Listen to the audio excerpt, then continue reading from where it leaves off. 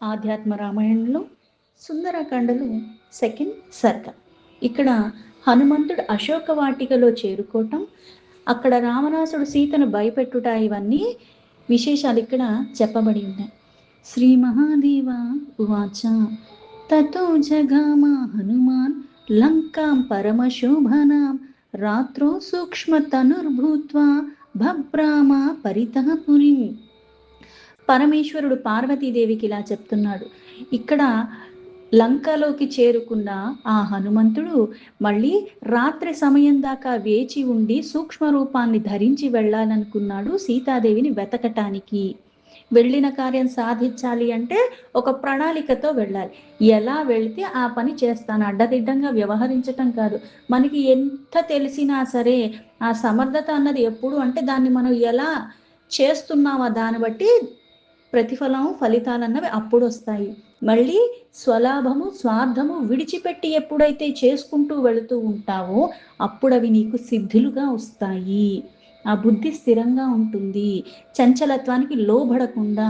ఇక్కడ ఎందుకు ఇంత సుందరమయమైన లంక ఇవన్నీ చెప్పటం అంటే ఇప్పుడు నిజంగా దీన్ని ఒక గాథలాగా ఒక కథలాగే తీసుకుంటే చంచలత్వం అన్నది మానవులకు ఎలా ఉంటుందో అలాగే సహజంగానే వానరులకు ఇంకా ఎక్కువగా ఉంటుంది. అలాగే ఆ పళ్ళు దేని మీద అయితే అవి ఆధారపడి ఉంటున్నాయో అవి చూసేసరికి ఏమవుతుందంటే మనం వెళ్ళిన పని చేసే పని ఎలా అయితే మనం కూడా సాధారణంగా ఒక పని కోసం వెళ్ళినప్పుడు ఏం చేస్తూ ఉంటాం అంటే ఇంకోటి ఏదన్నా కనిపించేటప్పుడు ఇది మర్చిపోతూ ఉంటాం. అది ఎందుకు మర్చిపోతున్నావు? ఎందుకంటే స్థిరత్వం లేని కారణంగా నువ్వు మర్చిపోతున్నావు, నీ కర్తవ్యాన్ని మర్చిపోతున్నావు, ఇది చెయ్యొచ్చా చెయ్యకూడదా అన్న విచక్షణని మర్చిపోతున్నావు. ఇవన్నీ మర్చిపోతూనే ఉంటున్నాము. ఇక్కడ ఎందుకు ఇది మళ్ళీ ఇన్ని రకాలుగా చెప్పటము అంటే సుందరకాండ ఎందుకంత సుందరంగా ఉంది అంటే అక్కడ నిజంగా మచ్చుకకైనా సరే ఒక అవలక్షణం కూడా లేకుండా సమయస్ఫూర్తితో ఆ సందర్భాన్ని కూడా చక్కగా చాకచక్యంగా సరిచేసుకుంటూ దాన్ని మళ్ళీ సరిదిద్దుకునేలాగే చేశాడు. కాబట్టి అందుకే ఇక్కడ ఈ హనుమంత్ రూపంలో ఉన్నది కూడా ఆ పరమేశ్వరుడే. ఆ లంకాపురిలో సూక్ష్మ రూపంలో వెళ్ళాడు. ఆ శరీరం సూక్ష్మంగా చేసుకోగలిగే అంత సమర్థత ఉన్నవాడైనప్పటికీ కూడా అక్కడ మళ్ళీ ఇది నాకు సాధ్యమవుతుంది కదా అని చెప్పి మళ్ళీ అక్కడ కాసేపు సమయాన్ని వృధా చేసి ఇంకోలా కూడా ఏమీ చెయ్యలా. అంత ప్రతిదీ కూడా అంటే ఉన్న సమయం తక్కువ, రాత్రి సమయంలో సూక్ష్మ రూపాన్ని ధరించి మళ్ళీ వాళ్ళందరూ లేచే లోపల ఈ రాత్రి వెళ్ళిపోయే లోపల ఆ కార్యాన్ని చూసుకోవాలి. అందుకని ఆ ఉన్న తక్కువ సమయంలో ఆ లంక మొత్తాన్ని కూడా వెతికి వెతికి చూడాలి. సీతాన్వేషణ కార్యార్థి ప్రవివేశ నృపానయం తత్ర సర్వ ప్రదేశేషు వివిచ్య హనుమాన్ కపిః. ఏ ఒక్క ప్రదేశాన్ని విడిచిపెట్టకుండా ప్రతిదీ అంత క్షుణ్ణంగా వెతుకుతున్నాడు. రాజమందిరంలోకి ప్రవేశించాడు కపివరుడైన హనుమంతుడు. ఇక్కడ మళ్ళీ రాజమందిరం అని మళ్ళీ ఎందుకు చెప్పటం అంటే ఇక్కడ మళ్ళీ కొన్ని విశేషాలే చెప్పబడి ఉన్నాయి. రామాయణంలో అయితే మొత్తంగా ఇక్కడికి వెళ్ళాడు, అది చూశాడు, ఇది చూశాడు అన్నీ చెప్తూ ఉంటారు. ఇక్కడ కొన్నే చెప్పారు. అయితే ఇక్కడ రాజమందిరం అంటే వేరే వాటితో పోలిస్తే ఇక్కడ మళ్ళీ ఎక్కువ భోగప్రాయమైనవన్నీ చాలా ఉంటాయి. మళ్ళీ నీకు చంచలత్వం వచ్చేస్తుంది, నేను వెళ్ళిన కార్యం ఏంటి విస్మరించేలాగా అయిపోతుంటుంది. అయినప్పటికీ కూడా రాజమందిరంలోకి ప్రవేశించినా సరే తన వెళ్ళిన దానికోసమే వెతికాడు తప్పితే మళ్ళీ ఇటువంటి మాయామోహాలకి ఎక్కడా లోబడలేదు. అన్ని చోట్ల వెతికి వెతికి అంటే ఇక్కడ వేరే వేరే బోల్డ్ రకాలు ఉన్నాయి. ఎక్కడికి వెళ్ళినా తన ధ్యాస ఎక్కడా కూడా చంచలత్వానికి లోబడకుండా అంతనాగా త్రికరణ శుద్ధిగా దాని మీదే ఉన్నది. వెతికి వెతికి చూశాడు. నా పశ్య జానకీం స్మృత్వా తతో లంకాభిభాషితం జగామ హనుమాన్ శీఘ్రమశోక వనికాం శుభాం. ఇంత వెతికినా కనిపించకపోయేసరికి మళ్ళీ గుర్తుకొచ్చింది లంకిని చెప్పిన మాటలు. నువ్వు ఏదైతే చెయ్యాలనుకుంటున్నావు దాని మీద నిజంగా అంత నీకు శ్రద్ధ ఉన్నప్పుడు ఏమవుతుందంటే ఏది గుర్తు చేసుకోవాలో అది నీకు అప్పుడు గుర్తొస్తుంది. మనకి పక్కనే పెట్టిన వస్తువు కూడా కనిపించదు. ఎందుకంటే అక్కడికి రానివన్నీ కూడా ఈ బుర్రలో నింపుకుని ఉన్నాము. పనికొచ్చేది పనికిరాంది అసలు నాకు నిజంగా అనవసరమైనవి కూడా నేనే ఆలోచిస్తూ ఉంటాను. దాని కారణంగా పనికొచ్చేది పనికిరాంది అన్నది కూడా నాకు అర్థం కాని స్థితిలో ఉంటాను. ఎందుకంటే వ్యర్థమైన వాటి కోసమే నా సమయాన్ని కూడా నేను వృధా చేసుకుంటూ గడుపుతున్న కారణంగా. ఆ మాట గుర్తుకొచ్చి వెంటనే అశోకవనం అని చెప్పింది. అలా మళ్ళీ త్వరగా మంగళప్రదమైన ఆ అశోక వనానికి చేరుకున్నాడు హనుమంతుడు. సురపాదాప సంబాధాం రత్న సోపానవాపికాం నానా పక్షి మృగాకీర్ణాం స్వర్ణ ప్రాసాద శోభితం. ఆ అశోకవనానికి ఎక్కడైతే వెళ్ళాడో అది ఎలా ఉంది అంటే కల్ప తరువులతో నిండిపోయినట్టు. అంటే ఇక్కడ ప్రతి అంగుళం కూడా అంత శోభాయమానంగా ఉన్నది. రత్నాలు పొదగబడిన మెట్లు, అలాగే బావులు ఎక్కడ చూసినా సరే బంగారుమయంగా రత్నాలు ఇవన్నీ కూడా ఉన్నాయి. తలుపులు వెలుపులుగా అంత కాంతిమయంగా ఉన్నది. పైగా అక్కడ కూడా ఈ పక్షులతో మృగాలతో అలాగే బంగారు భువనాలతో శోభాయమానంగా ఉన్న ప్రదేశము. ఫలేరానామ్రశాకాగ్రాపాదప్యేహ పరివారితాం విచిన్వన్ జానకిం తత్ర ప్రతివృక్షం మరుత్సుతః. ఇంత శోభాయమానంగా ఉన్నప్పుడు అక్కడ ఏవైతే చెట్లు ఉన్నాయో అన్ని పళ్ళతో నిండిపోయి ఉన్నాయి. పైగా ఇవన్నీ ఎలా ఉన్నాయంటే రుచిభరితమైనవి. పైగా ఇవి ఇంత పళ్ళు అవన్నీ ఉండేసరికి ఏమవుతుందంటే అవి వంగి ఉన్నాయి, దట్టంగా ఉన్నాయి, మొత్తం కప్పేసినట్టుగా ఆవరించి ఉన్నాయి. అక్కడ అన్ని చెట్లు అలానే ఉండిపోయినాయి. ఒక్క చెట్టు ఇలా ఉంది, ఇంకో చెట్టు అలా ఉందని లేకుండా అన్ని పళ్ళ చెట్లు ఫలాలతో నిండిపోయి ఉన్నాయి. పువ్వులు కూడా సువాసన భరితమైన పూలతో గుత్తులు గుత్తులుగా ఉన్నాయి. అక్కడ ఏ చెట్టు విడవకుండా అన్ని చెట్లని కూడా సీతాదేవి కోసకం వాయుపుత్రుడైన ఈ హనుమంతుడు వెతుకుతున్నాడు. దదర్శాభ్రాం లిహం తత్ర చైత్య ప్రాసాదముత్తమం దృష్ట్వా విస్మయమాపన్ను మణిస్తంభా శతాన్వితం. ప్రతి ఒక్క చెట్టును వెతుకుతూ వెళుతున్న హనుమంతుడు అక్కడ నింగిని తాకుతున్నట్టుగా అన్నట్టుగా అతి ఉత్తమంగా అంత పెద్దగా కనిపిస్తున్న ఒక దేవాలయం లాంటి భవనాన్ని చూశాడు. అక్కడ మళ్ళీ వందల కొలది మణిమయాలుగా స్తంభాలతో ఆ దేవాలయాన్ని చూసి ఇంకా ఆశ్చర్యానికి లోబడ్డాడు. అంటే ఎక్కడ చూసినా సరే ఎంత అందంగా ఉంటాయంటే నువ్వు దాని ముగ్ధత్వానికి లోబడిపోతావు.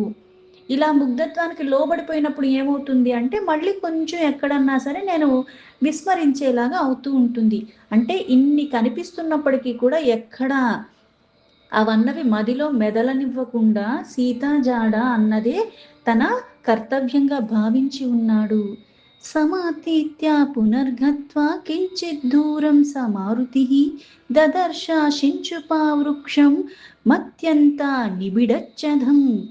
అయితే ఏదైతే శించుపా వృక్షం కింద ఉంది అని కూడా చెప్పింది ఆ లంకిని. అందుకుని ఇలా మొత్తానికి అన్ని దాటుకుంటూ మళ్ళీ కొంచెం దూరం వెళ్ళాడు. అక్కడ ఎండ కూడా తగలకుండా అలా దట్టంగా ఆవరించి పెరిగిన బంగారు వెన్నెలతో ఉన్నాయి. అక్కడ మళ్ళీ పక్షులకి బాగా నిలయమే ఉన్న చాలా అందంగా ఉన్న ఒక శించుపా వృక్షము అంటే ఇరువుడు చెట్టు.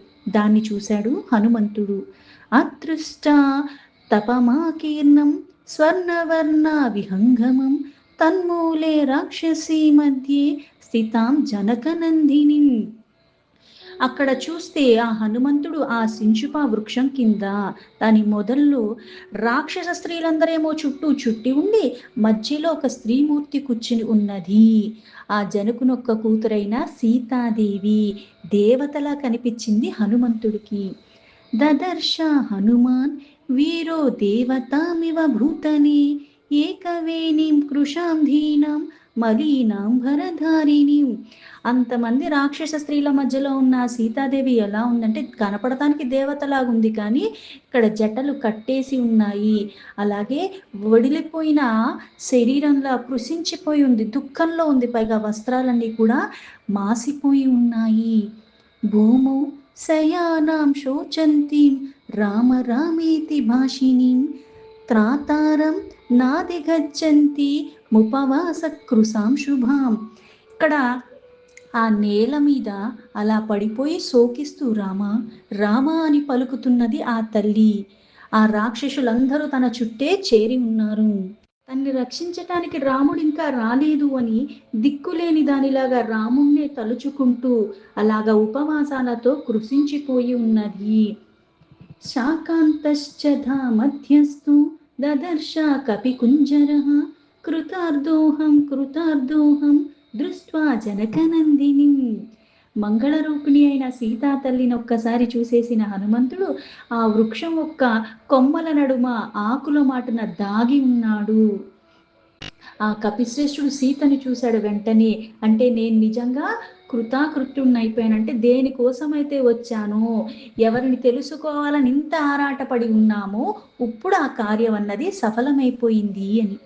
మయ్యేవ సాధితం కార్యం రామస్య పరమాత్మనః తతః కిల కిల శబ్దో బభూవాంతః పురాత్ బహిః. జానకి మాతను చూడగానే నేను ధన్యుణ్ణైపోయాను.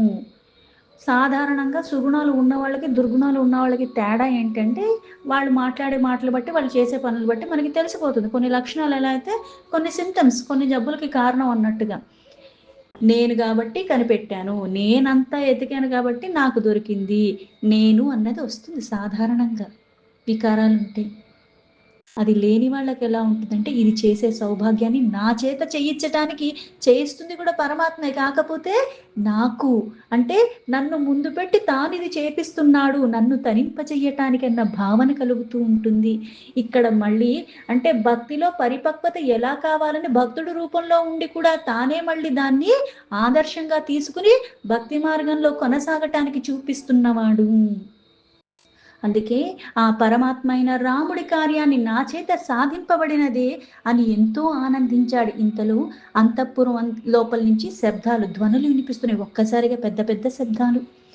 కిమేతదితి సన్లీన్యు వృక్షపత్రేషు మారుతి ఆయాంతం రావణం తత్ర శ్రీజనేహ పరివారితం.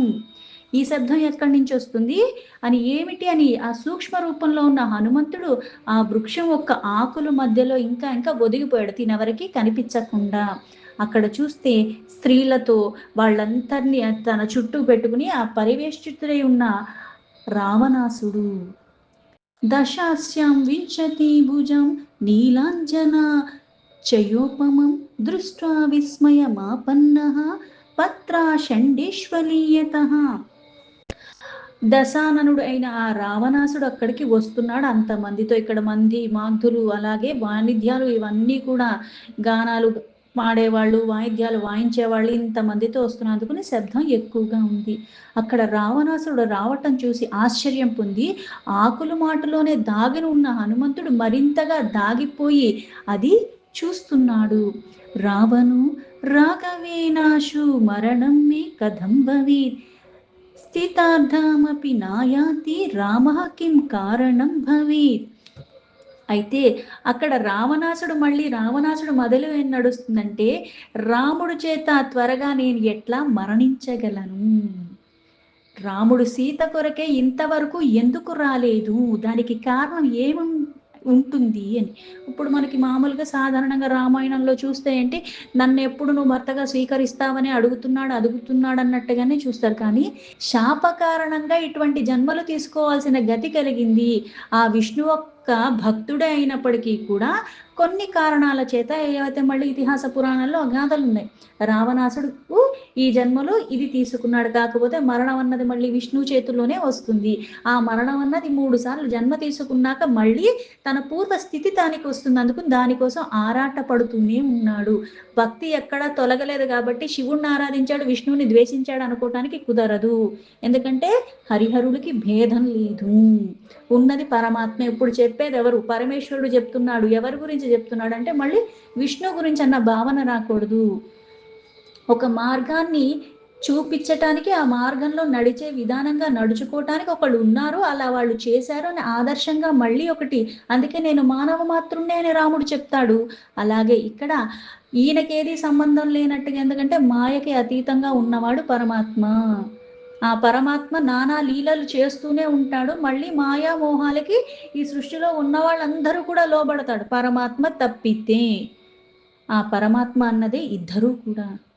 ఇక్కడ ఉండి అక్కడ నేను చెయ్యలేను. కానీ అక్కడ పరమాత్మ అనేకమవుతాడు. మళ్ళీ సంకల్ప మాత్రంతోనే సర్వాన్ని చెయ్యగలిగిన వాడు.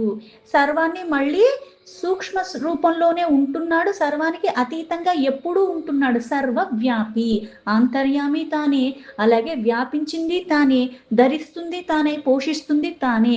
తానే అనేకమై తానే అన్నీ చేస్తున్నాడు.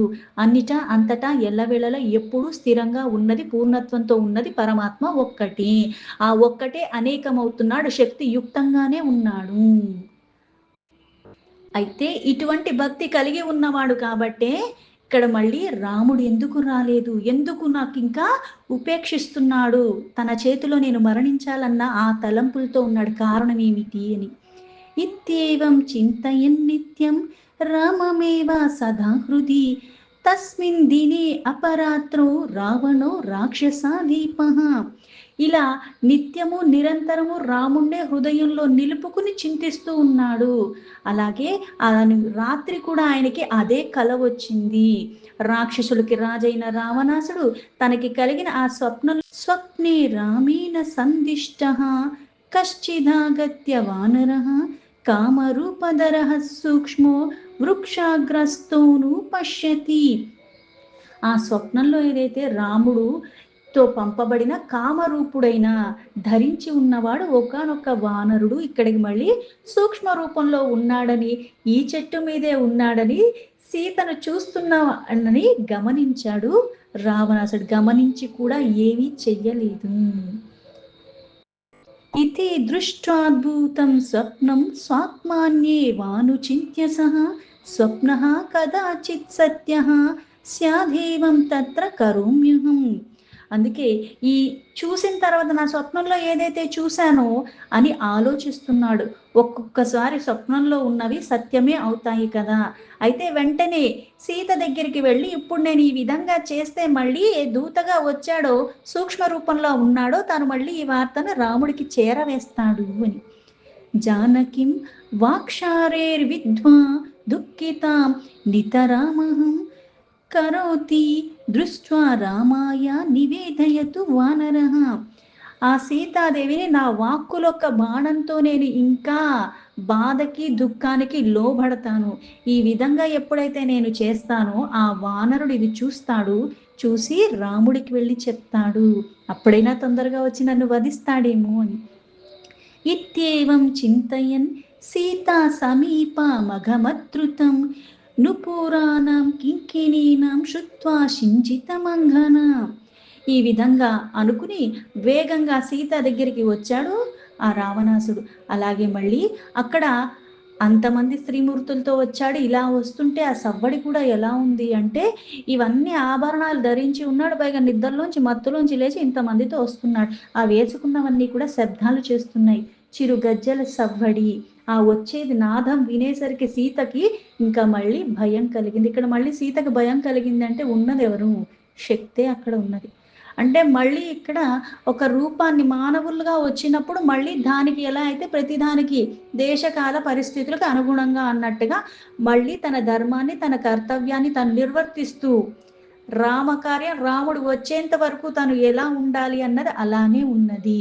అందుకుని మళ్ళీ ఒదిగిపోయి తనలో తానే అన్నట్టుగా అలాగా సీతాభీత లియమాన స్వాత్మన్యేవ సుమధ్యమ అధోముఖ్య శూనయన స్థిత రామార్పితాంతర. తన తల దించుకుని ఆ కన్నుల్లో నీరు నింపుకుని ఆ స్వామి అయిన రాముణ్ణి తలుచుకుంటూ తన శరీరానంతా కూడా తన చేతుల్లో మొత్తానికి ఇట్లాగా దగ్గరికి చేసేసుకుని అంతలా కృషించిపోయి కూర్చుంది సీతాదేవి. రావణోపి తథా సీత మాలోక్యాహు సుమధ్యమే మాం దృష్ట్వా కిం వృతా శుభ్రుర్ స్వాత్మన్యేవ విలీయసే. అప్పుడు రావణాసుడు ఆమెని చూస్తూ ఇలా అన్నాడు, ఓ సుమధ్యమా, శుభ్రు విలాసిని, నిన్ను చూసి అంటే ఇక్కడ నిన్ను చూడటానికే నేను వచ్చాను, అయితే నువ్వు నేను రాగానే ఎందుకు ఇలా వ్యర్థంగా ఇలా కృషించుకుపోతున్నావు అన్న భావనలో. రామో వనచరానాం హి మధ్యే తిష్టతి సానుజః కదాచిత్ దృశ్యతే కేచిత్ కదాచిన్నేవ దృశ్యతే. రాముడు అలాగే ఆ తమ్ముడితో వనాల మధ్య నిలిచి ఉన్నాడు. ఒకప్పుడు ఎవరికైనాను కూడా కనిపించేవాడు గాని, ఒక్కొక్కప్పుడు ఎవరికీ కనపడడు. దీని అర్థం ఏమిటి అంటే, ఇప్పుడు కనిపిస్తాడు, కనపడ్డంటే రాముడిని తూలనాడినట్టు. పైగా ఏమీ లేనివాడు అన్నట్టుగా కాదు. ఎలా అయితే పరమాత్మ దీనికి గూఢార్థం అని చెప్తారు. ఎందుకు అంటే భక్తిలో ఆరితేరినవాడు. అలాగే అందరికీ సాధ్యమయ్యేది కాదు. ఎందుకంటే ఆంతర్యామిలా ఎలా అయితే పరమాత్మ అందరిలోనూ ఉన్నాడు. సర్వవ్యాపి అంటారు. అందరికీ కనిపిస్తుందా? లేదు. ఉన్నాడని అనుకోవటానికి కూడా మనకి కాస్త మనసు కూడా అంగీకరించదు. మనకున్న వికారాలకి. అయితే ఇక్కడ ఈ రావణాసుడు చెప్పేది నిందాభరితంగా మాట్లాడుతున్నట్టుగా అనిపిస్తుంది గానీ, దాని అర్థం ఏంటంటే రాముడు తన సోదరుడితో ఈ వనవాసాలైన తాపసులతో ఉన్నాడు. మళ్ళీ ధ్యాన ధారణాది ప్రక్రియల ద్వారానే కొందరు కనుక్కోగలరు. అంటే నిజంగా మానవ రూపంలో ఉన్నప్పటికీ కూడా అది మానవుడుగానే చూసేవాళ్ళు. ఎందుకు అంటే అంతకి మించిన పరిపక్వత మనకి లేని కారణంగా మనకు అర్థం చేసుకునేంత జ్ఞానము లేదు. అందుకని అంతే చూసారు. ఆ శరీరాన్నే చూసారు. దానిలో ఉన్నది ఏంటి? అది వచ్చిన కారణం ఏంటి? ఇది సాధారణమైన రూపం కాదు అన్నది ఎవరికి అర్థమవుతుంది అంటే, పైగా జ్ఞానేంద్రియాలకి, కర్మేంద్రియాలకి, మనస్సుకి, వాక్కుకి దేనికి అందనివాడు పరమాత్మ అంటారు. ఇదెలా అందుతాడు? ధ్యానంలో అందుతాడు. ఆ ధ్యాన ధారణాది ప్రక్రియల ద్వారానే అందరూ దాన్ని తెలుసుకోగలిగారు. చేసిన ప్రతి ఒక్కళ్ళు కూడా తెలుసుకున్నారంటే అది కూడా మళ్ళీ అందరికీ ఏమీ కాదు. మన పుణ్యాలన్నవి ఎప్పుడైతే నిజంగా పక్వానికి వచ్చాయో అప్పుడు గాని కొన్ని చెయ్యాలన్న తలంపులు రావు. చేసినంత మాత్రం చేత మళ్ళీ వచ్చేస్తాయి అంటే అప్పుడు కూడా మనకేమీ అన్నీ జరగవు. అందుకే కొందరికి కనిపిస్తాడు, కొందరికి కనిపియడు. ధ్యానాధారణాదులు చాలా మంది చేస్తారు కాబట్టి చేసే పద్ధతి ఎలా అయితే భావన మారిపోతే, అలాగే భక్తి శ్రద్ధలో మార్పులొస్తే, అలాగే నేను చేసేది ఎక్కడ చేస్తున్నాను, బాహ్యానికి అంతర్ముఖ ఇట్లా అన్నిట్లో శుద్ధత్వం అన్నది పరాకాష్ఠకి వెళ్ళినప్పుడు, మళ్ళీ ఆ త్రికరణ శుద్ధిగా సమర్పణ భావంతో నేను ఎప్పుడైతే చేస్తున్నానో దాన్ని బట్టి ఫలితం మారుతుంది. అందుకని ఇందులో ఏం చెప్తున్నాడు, ఇటువంటివి చేసిన వాళ్ళకి తప్పితే లేకపోతే అందరికీ ఏమీ కనిపించేవాడు కాదు. దీంతో ఆధ్యాత్మ రామాయణంలో సుందరకాండలో సెకండ్ సర్గాలో 23 శ్లోక సంపూర్ణం.